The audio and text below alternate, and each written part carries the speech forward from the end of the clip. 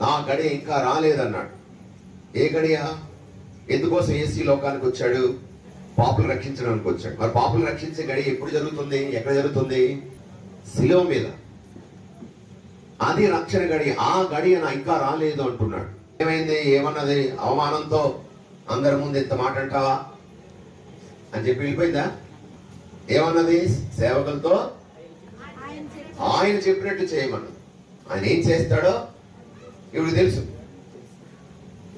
ఆయన చెప్పినట్లు చేయండి, మీ కష్టం నుండి మీరు బయటపడతారు. యేసులోని దైవత్వాన్ని నమ్మినటువంటి మొట్టమొదటి వ్యక్తి మరియా. అద్భుత శక్తి కలిగిన వాడు తన కుమారుడని విశ్వసించింది మరియా. తన మాట కాదనడని నమ్మినటువంటి మరియా. ఆ తల్లి మాటను విధేయించినటువంటి కుమారుడు.